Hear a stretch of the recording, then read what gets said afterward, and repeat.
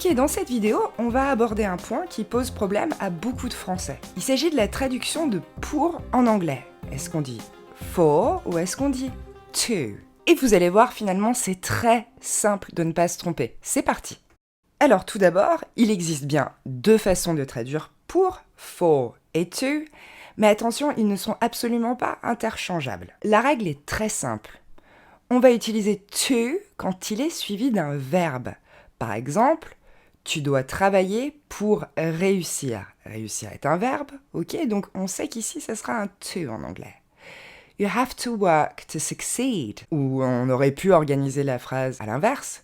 To succeed, you have to work. Et à l'inverse, si pour n'est pas suivi d'un verbe, mais d'un nom ou d'un pronom, dans ce cas-là, on sera obligé d'utiliser for. Exemple, j'ai un cadeau pour toi. I have a present for you. En termes de prononciation, si vous m'avez bien écouté, j'ai pas dit I have a present for you, but I have a present for you. Ok, quand for n'est pas en tête de phrase, quand on n'essaye pas de l'accentuer, ok, il est pris au milieu d'une phrase, on va simplement entendre le son f, comme si c'était écrit fe. I have a present for you. À ce titre, si vous m'avez entendu pour la phrase précédente, c'était pareil. You have to work to succeed. Je dis pas to succeed, mais to succeed. Ok, maintenant vous allez pouvoir vous entraîner un petit peu avec une série d'exercices. Ok, vous pouvez mettre sur pause maintenant, le temps de traduire les énoncés que vous voyez à l'aide des règles que vous venez de voir, et on se retrouve pour la correction. Correction. Je suis là pour John, ok?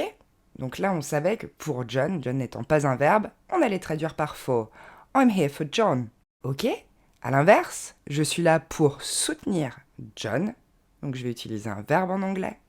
Donc ce sera I'm here to support John. Référence à ce que je vous disais juste avant, j'ai pas dit I'm here to support John, mais I'm here to support John. On entend juste le son to support.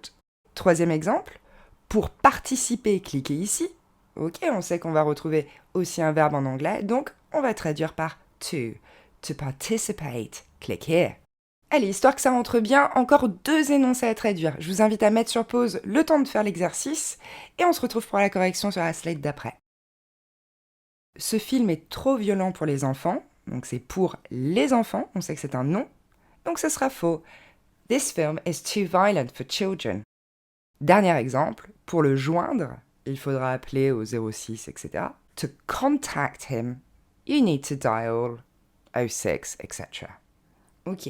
Petite indication pour vous, les Français traduisent très bien avec for. C'est tu qu'ils ont tendance à négliger. Ok, donc faudra bien noter que dès lors que c'est pour plus verbe, ce sera to en anglais. Et on finit avec un dernier petit point, une structure qu'on retrouve souvent avec for, c'est quand for est suivi d'un gérondif.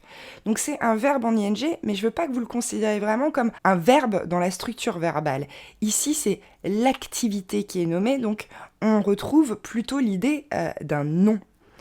Thank you for coming, ou encore thanks for watching this video. Vous voyez d'ailleurs qu'en français, ça se traduira pas toujours par pour, c'est merci d'être venu, merci d'avoir regardé. Donc voilà, vous avez cette petite structure en plus maintenant pour construire vos phrases. J'espère que tout est clair pour vous. Si ça ne l'est pas, n'hésitez pas à poser vos questions en commentaire. À bientôt!